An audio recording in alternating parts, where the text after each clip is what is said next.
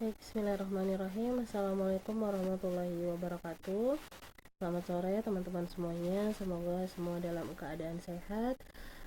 Bersama video ini saya akan menyampaikan beberapa hal terkait mata kuliah gizi perkotaan yang sebelumnya memang sempat tertunda, tetapi meski demikian penugasan-penugasan yang disampaikan melalui materi video ini nantinya tidak berkurang sedikit pun durasi pengerjaannya atau kemudian menjadi lebih terbatas begitu ya, tetapi memang baik disampaikan sebelumnya ataupun disampaikan pada hari ini teman-teman tetap memiliki durasi waktu yang sama dalam pekerjaan tugas yang akan kami informasikan. Baik, yang pertama tentang pertemuan ke-10 teman-teman. Jadi pertemuan 10 ini memang pertemuan yang saya ampuh dan saya menyampaikan lewat PJMK sebelumnya bahwa tidak ada sesi in class di pertemuan 10 karena memang aktivitasnya adalah pengerjaan tugas tentang infografis.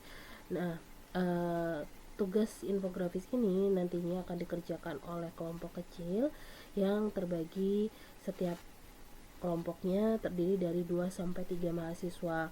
Pembagian kelompok dilakukan secara acak, ditetapkan bersama dengan tema yang akan dibahas oleh setiap kelompok, dilakukan oleh saya sendiri. Infografis ini ditujukan untuk merangkum atau teman-teman mencoba untuk memvisualisasikan 2-3 potensi solusi atau contoh-contoh praktik baik yang sebelumnya teman-teman saya yakin juga sudah mendapatkan materi-materi tersebut di perkuliahan. Setelah sebelumnya mendapat materi tentang indikator kota sehat, sehingga problem-problem tentang penilaian untuk kota sehat itu juga sudah dipelajari. Kemudian beberapa praktik-praktik baik juga sudah disampaikan oleh Ibu Megan, sehingga dalam hal ini teman-teman memang dikondisikan untuk kemudian merapikan atau belajar kemudian memvisualisasikan temuan-temuan dari jurnal atau kemudian dari laporan report yang bersifat resmi dari pemerintah setempat yang mencoba atau pernah kemudian menerapkan sebuah program atau ide kebijakan dan ternyata berhasil untuk mengatasi permasalahan di wilayah perkotaan tadi, sehingga harapannya ini bisa ditampilkan, divisualisasikan melalui infografis tadi. Nah, infografisnya nanti akan dikumpulkan dalam format PDF dan dikumpulkan pada tautan yang sudah tersedia di PPT ini. Kemudian untuk deadline pengumpulan pengerjaannya selama 1 pekan, sehingga teman-teman bisa mengumpulkan tugas ini pada Rabu minggu depan 15 Juli 2026 pukul 23.59. Tugas ini memang secara khusus ditujukan untuk memenuhi pertemuan 10, sehingga hal-hal yang berkaitan dengan tugas-tugas yang ingin ditanyakan pada pertemuan ini bisa teman-teman konfirmasikan lebih lanjut kepada saya pribadi. Untuk pembagian yang saya maksud akan juga tersaji dalam PowerPoint ini. Yang pertama saya ingin menjelaskan tentang pembagian tema pada tugas kelompok kecil yang akan dibahas atau akan divisualisasikan dalam infografis teman-teman. Ada 8 tema besar, sehingga memang ada pengulangan karena jumlah kelompok di setiap kelas berkisar antara 11-15 kelompok, sehingga kami bagi menjadi 8 tema besar. Dalam hal ini misalnya kelompok 1 dan 9 ini mengusung tema yang sama, yaitu tentang kawasan pemukiman, sarana dan prasarana umum. Kelompok 2 dan 10 kawasan tertib lalu lintas dan layanan transportasi. Kelompok 3 dan 11 kawasan pariwisata sehat, dan kelompok 4, 12 terusnya ini membahas atau mendapatkan tema yang spesifik juga. Tetapi sekalipun tema yang diangkat oleh 2 kelompok minimal begitu ya, itu adalah tema yang sama, teman-teman silahkan bisa mencermati melalui materi dari Ibu Mustika tentang indikator kota sehat gitu ya, healthy city. Saya yakin pernah disampaikan dan pernah diberikan juga materinya kepada teman-teman. Di sana teman-teman bisa menemukan bahwa setiap tema atau aspek indikator kota sehat sendiri itu punya turunan-turunan subtema yang kemudian menjadi checklist dalam penilaian kota sehat. Sebagai contoh, kawasan pemukiman, sarana dan prasarana umum ini punya 11 turunan subtema, yaitu penilaian dalam hal pemukiman, sarana dan prasarana itu berkaitan dengan penilaian udara bersih, air sungai bersih, penyediaan air bersih individu dan umum, pembuangan air limbah domestik, pengelolaan sampah, perumahan dan pemukiman tentunya, dan lain sebagainya. Nah, maka dari itu kelompok 1 dan 9 ini punya kesempatan untuk memilih subtema turunan yang kemudian ada di tema besar kawasan pemukiman, sarana dan prasarana umum. Sebagai contoh misalnya kelompok 1 memilih untuk menemukan praktik-praktik baik dari jurnal atau kemudian dari laporan pemerintah begitu ya, berkaitan dengan mengentaskan masalah tentang pengelolaan sampah di wilayah perkotaan. Dalam hal ini kelompok 9 memilih tentang turunan penyediaan air bersih bagi individu dan bagi masyarakat umum misalnya. Ini yang memang potensial kemudian menjadi problem begitu ya di wilayah perkotaan, sehingga kami membebaskan bagi setiap kelompok untuk memilih subtema apa yang kemudian akan diambil.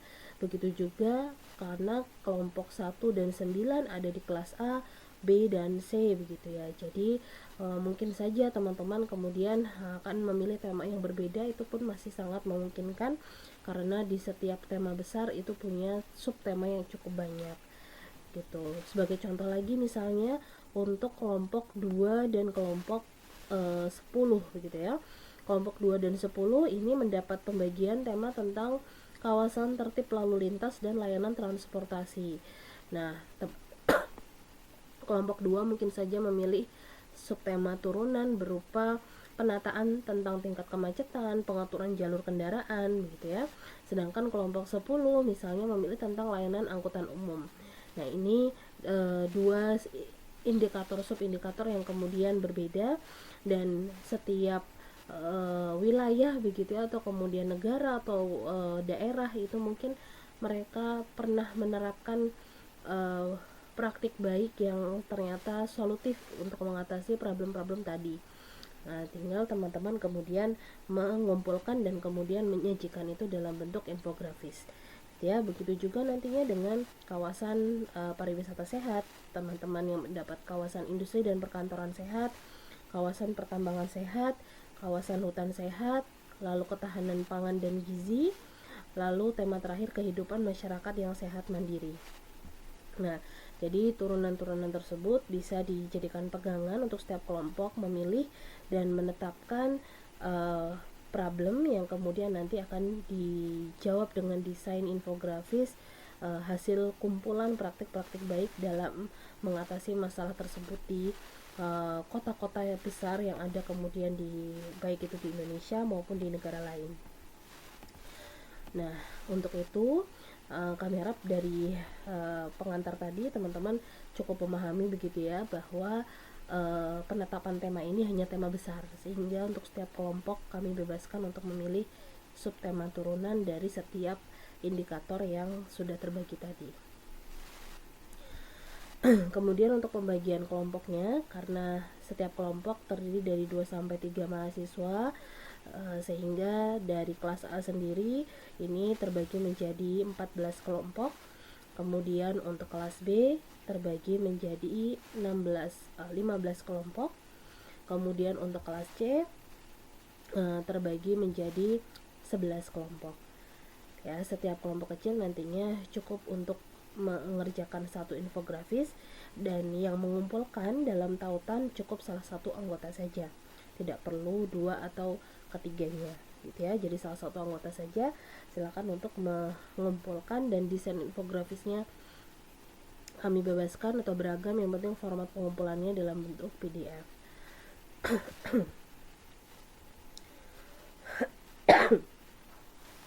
Baik, yang berikutnya adalah untuk pertemuan 11. Pertemuan 11 ini memang sebetulnya agendanya adalah paparan tentang panduan tugas akhir yang mana terfasilitasi melalui video ini secara asinkron. Dengan demikian, ketika teman-teman sudah mendapatkan rilis penugasan ini dan juga paparan melalui video, maka presensi pertemuan 11 secara otomatis juga akan diklaim dan terisi di dalam portal. Berbeda dengan pertemuan 10 tadi, baru bisa diklaim minggu depan setelah teman-teman mengumpulkan tugas infografisnya. Gitu ya, semoga bisa dipahami. Nah, untuk itu pertemuan 11 ini berisi tentang paparan panduan tugas akhir. Pada paparan panduan tugas akhir ini saya akan menjelaskan tentang panduan tugas akhir yang nantinya akan difungsikan sebagai pengganti UAS, dan ini akan memerlukan penjelasan pada dokumen tugas akhir gizi kota, panduan cakram indikator kota sehat. Bersama video ini saya yakin sudah dilampirkan juga PDF tentang panduan cakram indikator kota sehat.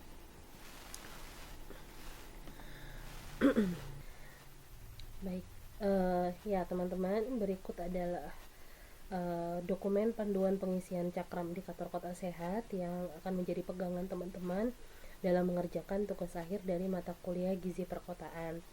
Jadi pada prinsipnya tugas akhir ini nantinya akan mengkondisikan teman-teman begitu ya, belajar menjadi seorang auditor kota sehat ceritanya gitu ya. Setiap kelas nanti akan dibagi menjadi dua kelompok besar. Dua kelompok besar ini nantinya akan ditempatkan pada wilayah kota gitu ya. Kita tentu akan memilih wilayah kota Jogja, dan masing-masing kelompok akan mencoba untuk menilai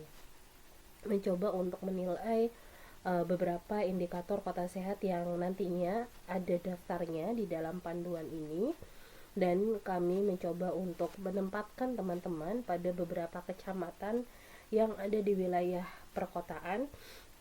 Jadi fokusnya masih skupnya adalah kecamatan di wilayah kota Jogja.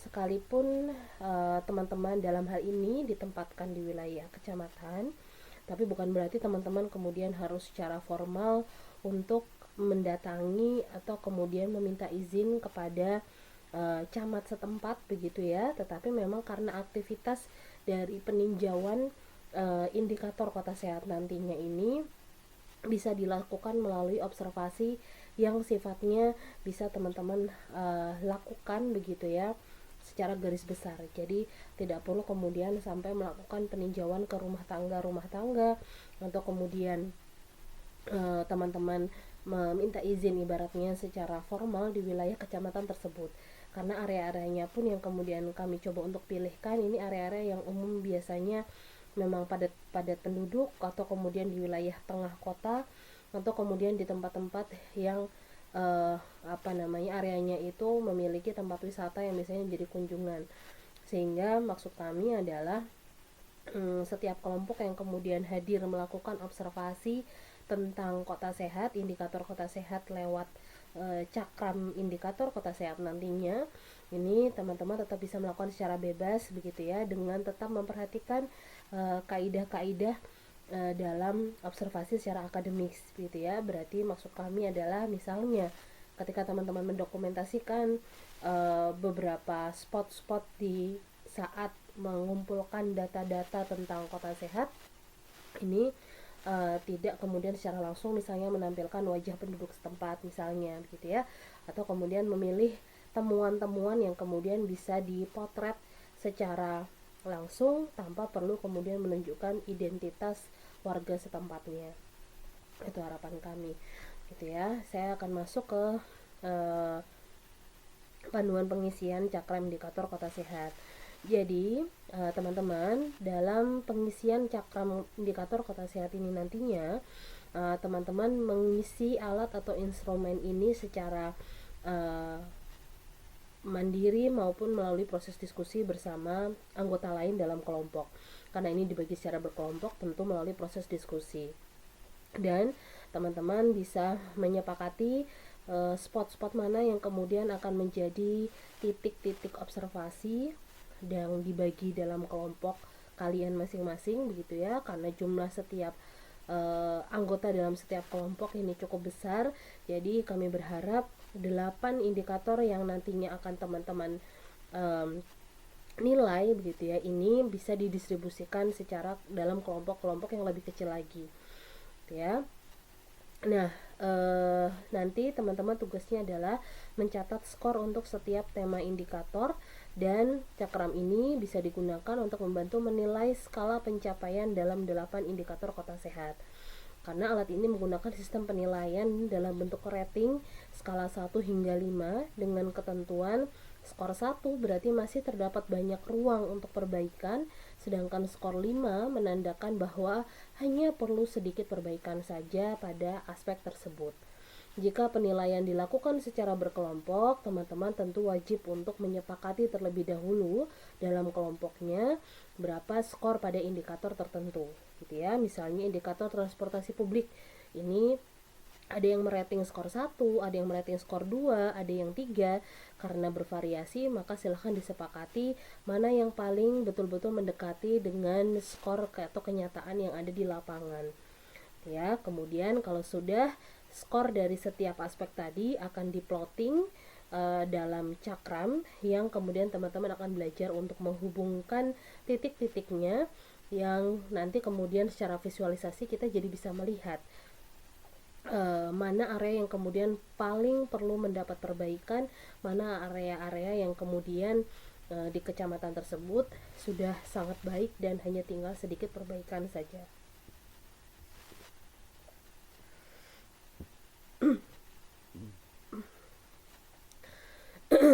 Baik, kita masuk ke indikator yang pertama, yaitu tentang transportasi publik. Transportasi publik yang baik ini punya biaya yang terjangkau, bisa diandalkan, punya konektivitas yang baik, dan bisa mengurangi ketergantungan terhadap kendaraan pribadi serta membantu mendorong masyarakat untuk bepergian dengan cara yang lebih ramah lingkungan dan mendukung kesehatan. Nah, teman-teman bisa mencermati apa saja yang perlu dipertimbangkan dalam menilai transportasi publik. Itu sudah tersedia begitu ya. Jadi misalnya ada kelompok yang lebih kecil dalam kelompok besar kalian yang mendapat tugas untuk observasi tentang transportasi publik. Nah, kalian bisa mencermati poin-poin apa yang perlu dilihat gitu ya dalam observasi itu. Misalnya bisa diukur dari apakah transportasi publiknya aman dan nyaman digunakan, punya frekuensi layanan yang memadai, dan bisa diandalkan, biayanya terjangkau gitu ya. Dalam hal ini misalnya kan tidak mungkin setiap kecamatan punya transportasi publik khusus, tetapi teman-teman mungkin bisa melakukan checklist apabila, atau ini bisa menjadi poin khusus ketika area tersebut termasuk area yang kemudian dilalui atau mudah untuk mengakses transportasi publik ya. Jadi secara akses mudah, kemudian transportasi publik yang ada itu nyaman untuk digunakan gitu ya, kemudian tersedia ruang tunggu untuk kemudian mengakses kendaraan tersebut yang nyaman dan terlindung dari cuaca misalnya, atau apakah tersedia informasi tentang jadwal dan rute layanan transportasi yang ada di wilayah tersebut atau di kecamatan tempat teman-teman nanti ditempatkan. Nah, jika teman-teman mempertimbangkan aspek-aspek itu, kalian kemudian punya jawabannya dari hasil observasi, silahkan kemudian beri penilaian dengan skala 1 hingga 5. 1 sangat tidak baik, jadi butuh banyak perbaikan, dan 5 itu berarti sangat baik atau sangat sedikit butuhnya untuk perbaikan. Ini contoh untuk transportasi publik sebagai indikator pertama. Kemudian indikator yang kedua yang diamati adalah tentang lalu lintas dan parkir. Lalu lintas dan parkir ini bisa mempengaruhi cara masyarakat bergerak dari satu titik ke titik lain gitu ya, melakukan perpindahan tempat. Jika ada pengaturan yang baik di kecamatan tersebut atau di wilayah itu, bisa membantu masyarakat memanfaatkan ruang-ruang kota secara optimal. Nah, hal-hal yang perlu dibahas juga sudah tersedia, atau hal-hal yang kemudian perlu teman-teman observasi, membantu teman-teman berpikir untuk dipertimbangkan tentang lalu lintas dan parkir. Ini sudah ada poin-poinnya. Lalu teman-teman kemudian merating kembali apakah memberi penilaian di skala 1 atau skala 5. Kemudian indikator yang ketiga adalah ruang publik. Pada ruang publik ini, teman-teman dipersilakan untuk mengamati bangunan, kemudian landmark atau kemudian ruang hijau, pemandangan, landscape alami yang bisa membantu menciptakan tempat yang menarik dan disukai orang untuk ditinggali atau dikunjungi. Penataan jalan dan ruang yang baik bisa membantu meningkatkan kesejahteraan serta bermanfaat untuk lingkungan dan keanekaragaman hayati. Jadi, hal-hal yang perlu teman-teman observasi pada aspek ruang publik ini untuk membantu scoring 1 sampai 5, teman-teman bisa melihat apakah ada titik-titik menarik seperti landmark lokal, elemen bersejarah, alun-alun mungkin, taman dan kebun atau area pepohonan di wilayah kecamatan itu, gitu ya. Atau adakah kondisi jalan yang permukaannya baik, penanda jalannya jelas, penunjuk arahnya ada, kemudian mudah untuk diikuti misalnya, dan seberapa mudah ruang publik itu diakses oleh semua orang, lebar trotoarnya, titik penyeberangannya, permukaan jalan untuk tunanetra, penurunan tepi trotoar untuk kursi roda, gitu ya. Ini mungkin bisa menjadi pertimbangan untuk teman-teman menilai atau melakukan scoring tentang aspek ruang publik. Yang berikutnya adalah ruang hijau. Kalau ruang hijau ini khusus untuk ruang alami atau ruang terbuka hijau yang mencakup di dalamnya taman dan kawasan hutan, lahan terbuka, aliran sungai, kemudian kanal dan sungai, misalnya di kawasan pesisir, ruang hijau di sepanjang jalur pejalan kaki dan jalan raya, serta jalan yang dipenuhi pepohonan.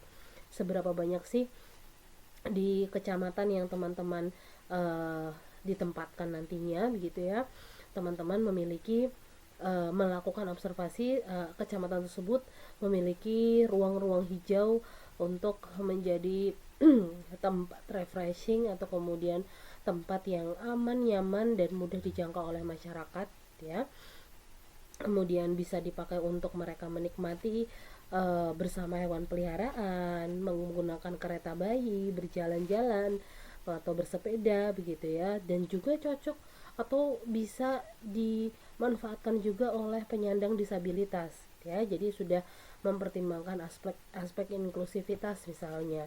Kemudian terawat juga ruang terbuka, ruang hijaunya. Kemudian di ruang hijau itu ada fasilitas umum seperti tempat duduk dan toilet yang bersih dan nyaman misalnya. Nah, ini bisa jadi pertimbangan melakukan scoring untuk ruang hijau. Kemudian aspek berikutnya adalah taman bermain dan rekreasi. Taman bermain dan rekreasi ini juga bisa diamati apakah itu ada beberapa taman bermain dan rekreasi di wilayah kecamatan itu. Kemudian ini akan sangat berguna atau bermanfaat, begitu ya teman-teman, bagi perkembangan anak-anak yang tinggal di wilayah kecamatan tersebut. Karena adanya taman bermain, tempat-tempat untuk mereka bisa berinteraksi, mereka bisa melakukan rekreasi, begitu ya, berolahraga. Ini tentu akan sangat mendukung gaya hidup yang kemudian sehat, begitu ya, dan bisa membantu mendorong perkembangan anak-anak. Di sisi lain juga menjadi tempat rehat atau kemudian tempat berkumpul bersama keluarga bagi mereka-mereka yang kemudian tinggal di wilayah kecamatan tersebut. Teman-teman bisa melakukan rating 1-5 dengan mempertimbangkan aspek atau poin-poin yang sudah ada di dalam panduan. Kemudian yang berikutnya adalah layanan publik. Layanan publik berarti ini yang berkaitan dengan bangunan-bangunan sekolah, layanan kesehatan atau dokter, misalnya klinik, atau kemudian puskesmas misalnya, atau kemudian rumah sakit mungkin, begitu ya. Jadi di area tersebut kemudian ada fasilitas ibadah, toko, perpustakaan, dan layanan sosial lainnya yang kemudian mudah diakses secara lokal sehingga membantu masyarakat punya kehidupan yang mandiri, sehat, dan bermakna. Apa yang harus dipertimbangkan sudah tersedia, kemudian silakan dilanjutkan memberi poin 1-5. Kemudian ada yang berikutnya adalah ekonomi lokal. Perekonomian lokal yang kuat dan beragam jenis usaha dapat membantu menciptakan tempat yang terasa hidup dan menarik, di mana sebagian besar orang senang menghabiskan waktu di tempat yang aktif dan ramai. Teman-teman mungkin di kecamatan tempat kalian nanti ditempatkan, kalian bisa mengamati tentang kondisi ekonomi lokal, misalnya dengan apakah masyarakat bisa menikmati fasilitas berbelanja seperti toko, tempat makan, tempat minum, pedagang UMKM yang tersedia di waktu operasional yang sesuai dengan kebutuhan masyarakat. Kemudian tersedia jenis pekerjaan bagi masyarakat setempat misalnya. Kemudian kondisi fasilitas belanja dan wilayah perkantoran dalam kondisi yang baik, bersih, nyaman, dan tidak mengganggu lingkungan sekitar. Itu poin yang mungkin bisa dijadikan pegangan untuk mencermati tentang aspek ekonomi lokal. Yang berikutnya tentang hunian atau perumahan. Kota yang sehat punya beragam pilihan hunian dalam komunitas yang menarik, aman, dan saling terhubung, dan dapat memenuhi kebutuhan berbagai jenis keluarga dan masyarakat. Pada hunian dan perumahan, teman-teman bisa fokus mencermati apakah terdapat beragam jenis perumahan yang berbeda dari ukurannya, rentang harganya, jenis kepemilikan pribadi maupun sewa, serta jenis hunian lain sesuai kebutuhan masyarakat misalnya. Atau apakah kawasan pemukiman terawat dengan baik, tata ruangnya rapi, terdapat taman pribadi maupun komunitas.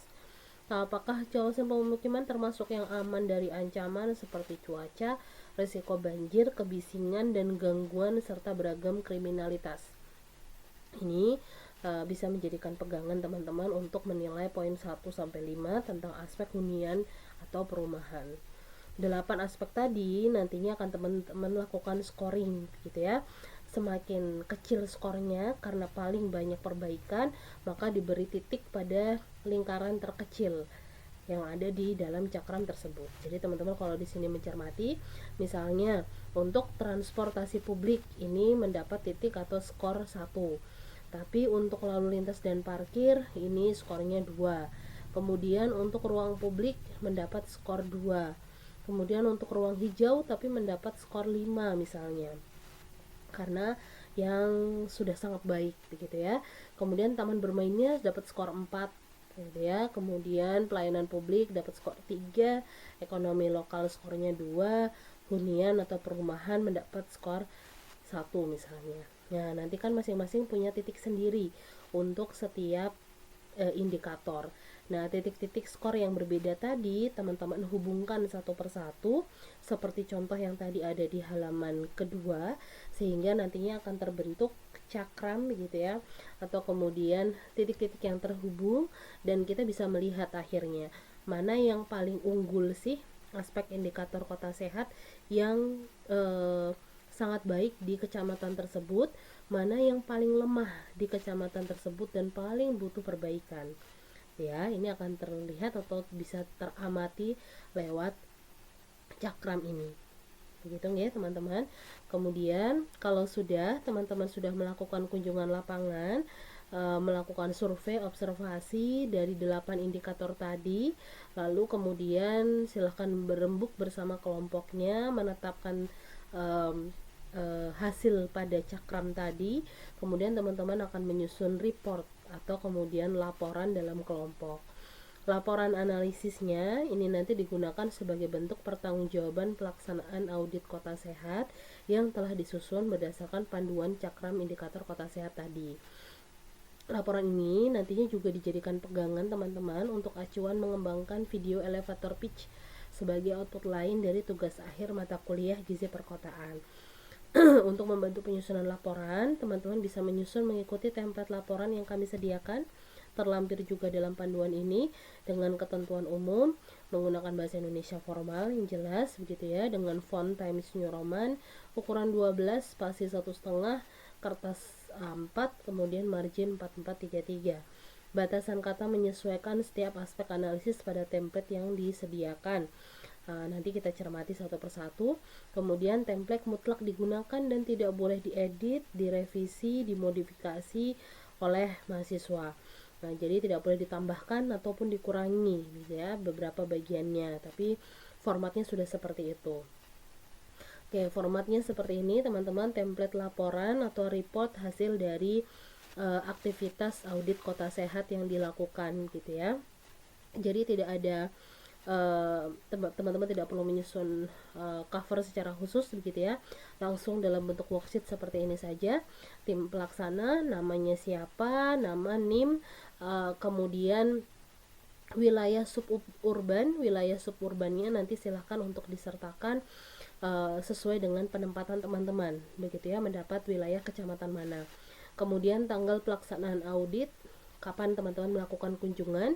Jika lebih dari 1 hari atau 1 tanggal, silakan bisa dituliskan keseluruhannya. Jadi misalnya melakukan kunjungan di tanggal 10, kemudian 12, 13 begitu ya, dan 14 Juli misalnya. Ya, maka itu keseluruhannya dituliskan saja. Kemudian yang berikutnya adalah mengisi bagian 1, yaitu pendahuluan. Pada bagian pendahuluan, teman-teman dipersilakan untuk menulis sebanyak 200 sampai 250 kata saja. Yang muatannya adalah tentang pengantar singkat mengenai wilayah perkotaan yang diaudit.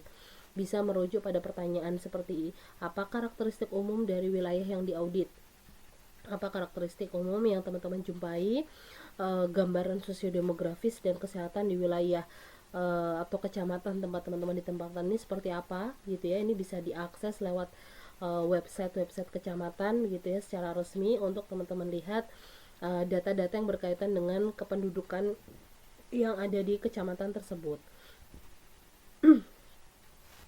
Kemudian bagian 2 langsung masuk ke hasil audit Cakram Kota Sehat. Ini kami berikan kelonggaran 500 sampai 600 kata. Silakan untuk bisa dideskripsikan mengenai aktivitas observasi lapangan, kapan, gimana, hal-hal apa yang diamati, lalu masukkan hasil penilaian menggunakan Cakram Indikator Kota Sehat. Jadi pada area ini teman-teman melanjutkan memasukkan begitu ya hasil penilaian dari Cakram Kota Sehat, lalu dilanjutkan dengan paparan analitik hasil temuan tertinggi versus terendah di wilayah tersebut. Misalnya skor tertingginya adalah tentang ruang hijau gitu ya. Nah, mengapa menurut teman-teman area ini kuat atau kecamatan itu kuat skornya tentang ruang hijau? Faktor apa yang paling mendukung skor itu menjadi sangat tinggi pada indikator itu? Sebaliknya, tentang skor terendah, apa yang menurut teman-teman menyebabkan indikator ini paling lemah? Siapa kira-kira kelompok masyarakat di kecamatan itu yang akan paling dirugikan akibat buruknya indikator ini, dan apa dampaknya terhadap kualitas gizi dan kesehatan kelompok tersebut? Jadi teman-teman perlu mengkritisi begitu ya, mengaitkan misalnya kalau yang paling rendah adalah tentang aspek ruang publik begitu ya, apa dampaknya terhadap status gizi dan kesehatan. Kalau yang paling lemah adalah tentang ekonomi lokal, apa kira-kira kaitannya dengan kualitas gizi dan kesehatan pada kelompok tersebut atau yang menjadi merasakan dampak utama dari buruknya indikator tersebut. Yang bagian ketiga adalah tentang usulan inovasi. Karena teman-teman sudah menemukan skor terendah dari 8 indikator Cakram Kota Sehat tadi apa saja begitu ya, teman-teman kemudian bisa melakukan usulan inovasi yang disajikan dalam 300 sampai 350 kata. Tentu analisis ini berbasis bukti dan dirumuskan solusi-solusi rekomendasi yang kalau teman-teman punya kesempatan ini akan ditawarkan kepada wali kota setempat begitu ya, karena ini kita di kota Jogja gitu. Jadi kira-kira pitching ide yang teman-teman nanti akan sampaikan, solusi inovasinya ini akan ditawarkan kepada wali kota gitu ya.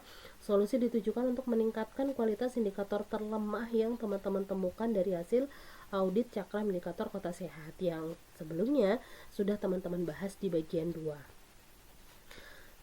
Yang berikutnya adalah refleksi kelompok. Ya, refleksi kelompok ini sebagai penutup, teman-teman cukup menuliskan 150 sampai 200 kata.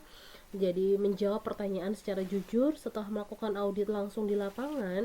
Apa yang paling berkesan atau baru kalian pelajari saat turun langsung mengamati wilayah Supurban tersebut?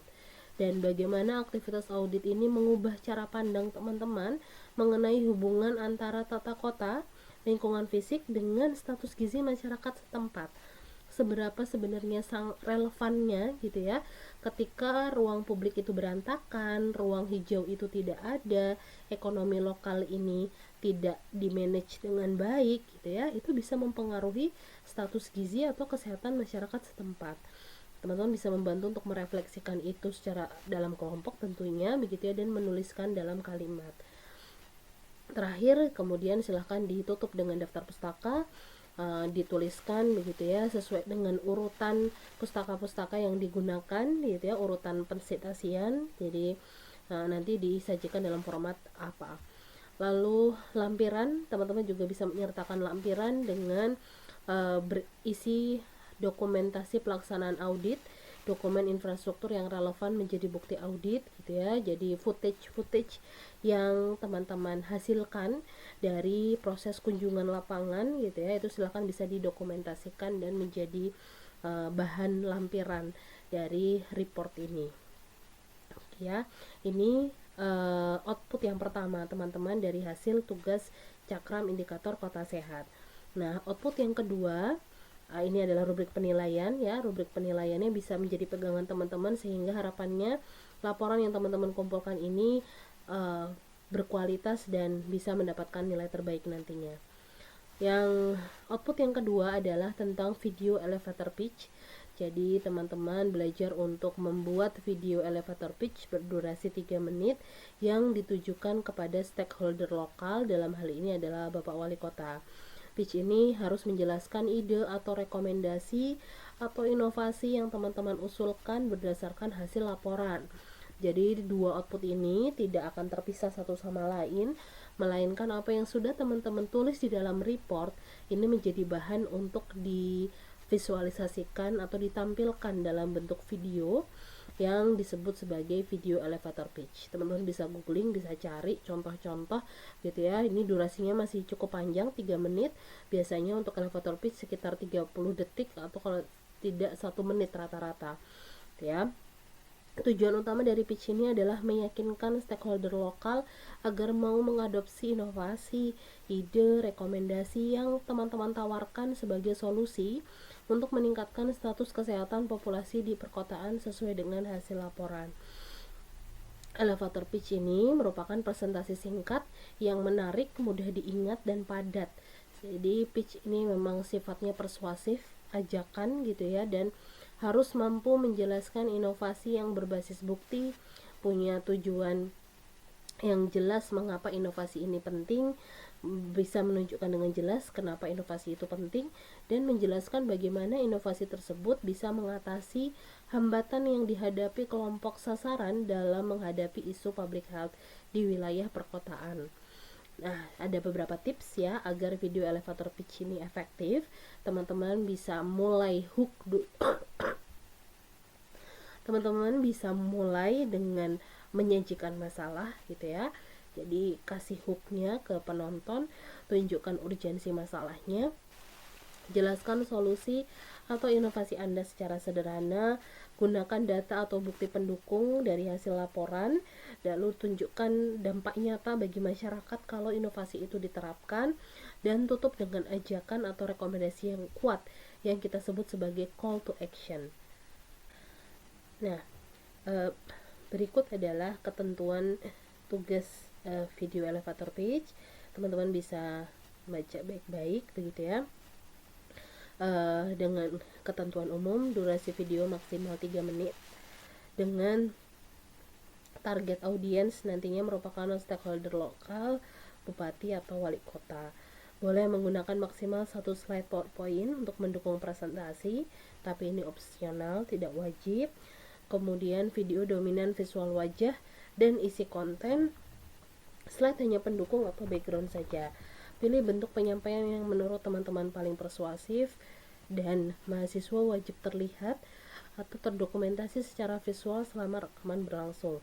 Maksudnya adalah teman-teman bukan menggunakan AI generator atau kemudian digantikan begitu ya sosoknya, misalnya gitu ya, pengisi suaranya atau kemudian person yang muncul di dalam videonya begitu ya, tetapi murni salah satu yang nanti dipilih menjadi pitcher atau kemudian seorang narator yang menyampaikan video elevator pitch-nya. Tentu saja teman-teman, videonya tidak akan disebarluaskan, hanya akan menjadi bahan penilaian untuk dilihat dan dinilai oleh tim pengampu gizi perkotaan saja. Beberapa ketentuan khusus juga sudah disertakan tentang format video, format audio, dan apa yang harus diperhatikan oleh pitcher atau kemudian orang yang tampil di dalam videonya gitu ya, dan beberapa disclosure untuk penggunaan AI mohon untuk diperhatikan apa yang boleh dan apa yang tidak boleh. Tentu harapannya ini bisa dipatuhi dengan baik agar teman-teman nanti bisa memberikan hasil tugas yang kemudian optimal. Rubrik penilaian juga sudah disertakan teman-teman gitu ya, jadi ini nanti bisa menjadi pegangan untuk kualitas video yang kemudian akan teman-teman kumpulkan. Maaf, ini adalah bukan rubrik penilaian report ya, ini rubrik penilaian video elevator pitch. Untuk waktu pengumpulannya, periode pengerjaan tugas adalah 2 minggu hari kerja, jadi terhitung 14 harinya itu hari kerja termasuk Sabtu dari sejak rilis panduan penugasan, sehingga batas waktu pengumpulan tugas untuk cakram indikator kota sehat gitu ya, untuk report dan juga video elevator pitch ini adalah hari Sabtu 25 Juli 2026 pukul 23.59 waktu Indonesia Barat. Kedua output tadi bisa dikumpulkan melalui tautan berikut, sudah disertakan gitu ya, dan silahkan cukup salah satu mahasiswa atau perwakilan kelompok saja yang mengumpulkan tugas akhir. Apabila terdapat pertanyaan mengenai penugasan, teman-teman bisa menghubungi pembimbing penugasan kelas masing-masing pada jam kerja tentunya pukul 7.30 sampai 16 waktu Indonesia Barat. Untuk kelas A nanti akan didampingi Ibu Garin Megan Pangstika, kemudian kelas B dengan saya sendiri, lalu yang kelas C nanti dengan Ibu Mustika Cahyanirma. Ya teman-teman, kira-kira ini untuk panduan tugas akhirnya. Enjoy the field work and good luck gitu ya. Semoga teman-teman bisa menikmati proses belajar di lapangan yang sebetulnya sifatnya berlatih begitu ya, untuk melihat, melakukan observasi lapangan situasi di kecamatan-kecamatan terdekat di kota Jogja yang cukup padat penduduk tentunya begitu ya, dan masing-masing punya ciri khas yang kemudian bervariasi, jadi mungkin nanti tentunya hasil cakram indikator kota sehatnya juga mungkin bisa sangat beragam gitu ya. Jadi silakan dianggap sebagai proses belajar menjadi seorang auditor kota sehat di sini gitu ya teman-teman. Baik, saya kira ini untuk panduan tentang tugas akhirnya sudah tersampaikan melalui video ini. Kemudian nantinya pelaksanaan teman-teman dalam mengerjakan tugas akhir ini akan diklaim sebagai pertemuan 13 dan 14. Jadi aktivitasnya teman-teman berkunjung ke lapangan, kemudian menyusun report dan video elevator pitch ini menggantikan aktivitas di kelas, sehingga ini diklaim pada pertemuan 13 dan 14. Ya, kemudian lebih lanjut kami akan bagikan kelompok untuk setiap kelasnya dan lokasi kunjungan yang sudah ditetapkan. Untuk kelompok tugas akhir cakram kota sehat di kelas A ini akan terbagi menjadi Kecamatan Kraton dan Kecamatan Gondokusuman. Kecamatan Kraton ada 21 mahasiswa, Gondokusuman ada 20 mahasiswa. Kemudian untuk kelas B ini di Kota Gede dan Mergangsan. Kota Gede ada 21 mahasiswa, di Mergangsan ada 24 mahasiswa. Kemudian untuk kelas C ada di Gondomanan 15 mahasiswa dan Gedong Tengen 17 mahasiswa. Ya, ini lokasi-lokasi yang nanti akan menjadi kunjungan teman-teman. Sekali lagi, teman-teman tidak perlu secara langsung atau kemudian harus memproses izin secara formal ke kecamatan setempat. Jadi, silakan mengatur strategi untuk bisa melakukan observasi, tetapi sifatnya observasi yang kemudian hal yang bisa diamati saja tanpa perlu kemudian harus berinteraksi langsung dan membuat pandangan masyarakat setempat bahwa sedang dilakukan penilaian gitu ya. Jadi observasi ini bisa dilakukan ibaratnya teman-teman melakukan pengamatan tanpa tahu bahwa wilayahnya sedang diobservasi begitu ya. Ya, kurang lebih ini teman-teman, terima kasih untuk atensinya. Jadi apa yang perlu kami sampaikan sudah terfasilitasi melalui video ini. Semoga melalui video ini bisa lebih jelas lagi apa-apa yang kemudian harus diperhatikan dalam penugasan, dan jika ada yang ingin ditanyakan lebih lanjut ya, teman-teman bisa menghubungi saya, atau kalau tentang tugas akhir nanti bisa langsung ke pendamping kelasnya masing-masing. Semoga sukses untuk teman-teman dan sehat selalu, lancar, dan terima kasih sudah bersama-sama belajar di mata kuliah Gizi Perkotaan. Semoga semua nilainya memuaskan hasilnya. Terima kasih, kami akhiri. Mohon maaf atas segala kekurangan. Kami cukupkan. Assalamualaikum warahmatullahi wabarakatuh.